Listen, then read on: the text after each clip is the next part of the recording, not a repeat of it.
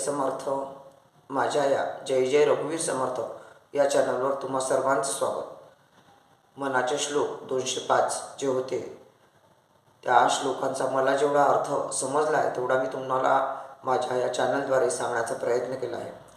आता आपण समर्थांनी लिहिलेले अष्टावधानी असावे यामधील ओवी क्रमांक 4 याचा अर्थ अर्थातच जो मला समजलेला आहे तो सांगण्याचा मी प्रयत्न करत आहे.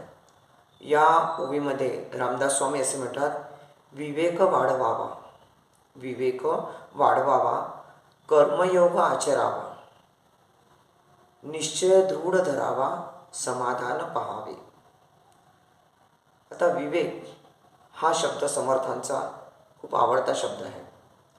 मनाच्या श्लोकांमध्ये समर्थांनी विवेकावर अनेक श्लोक रचलेले आहेत.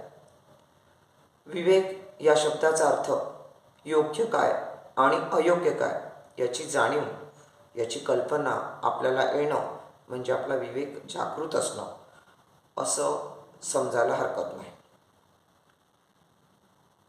एका श्लोकामध्ये असं म्हटलेलं आहे की शरीर, आपलं जे शरीर आहे ते दुसऱ्यांना मदत करण्याकरता असतं.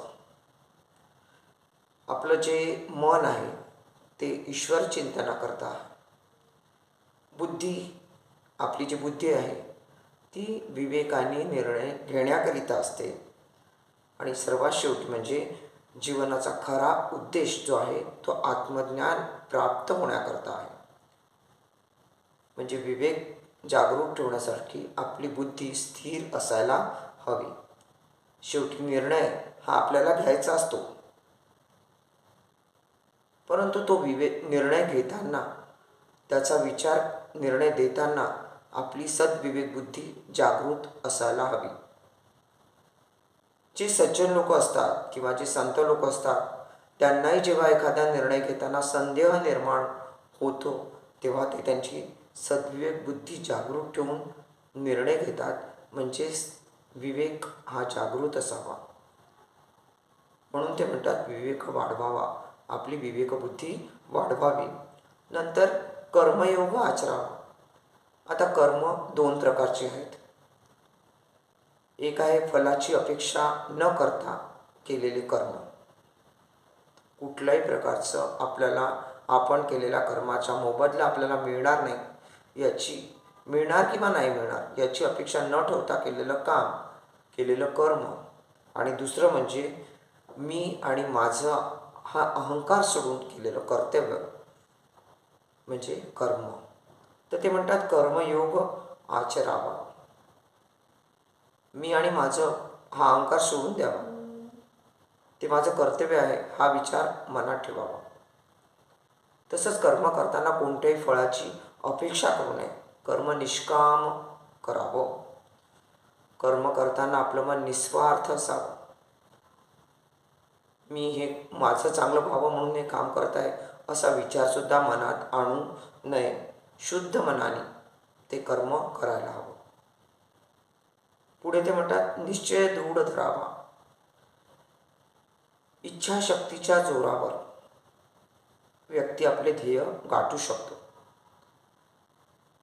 मग आपण एखादा निश्चय आपण घेतलेला आहे, आपल्याला करायचं आहे.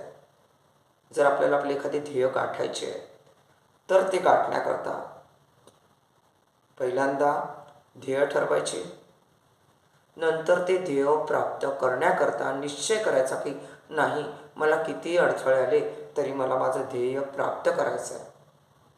तो निश्चय करायचा आणि तो निश्चय दृढ झाल्यावर केल्यावर मग त्या ध्येयापर्यंत जायकरता नियोजन कसं करावं हे करणं गरजेचं आहे.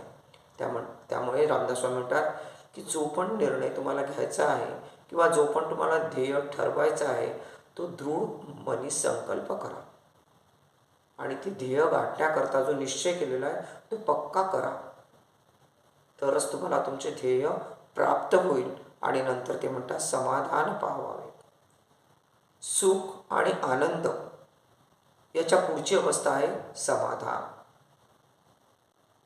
समाधान ही सांगण्याची गोष्ट नाही आहे, तर ती अनुभवण्याची गोष्ट आहे. समाधान अनुभवावं लागतं. सुख जसं विकत घेता येत नाही आनंद जो आहे तो आनंद जर आपण म्हटलं तर छोट्या छोट्या गोष्टीतसुद्धा आपल्याला आनंद मिळू शकतो. किंवा खूप पैसा आहे, माझ्याकडे खूप संपत्ती आहे म्हणून मी आनंदी आहे असं नाही. तर जरी काही पैसा नसेल, आपण रोज खाऊन पिऊन सुखी आहोत, यामध्ये आपण समाधानी असलं पाहिजे.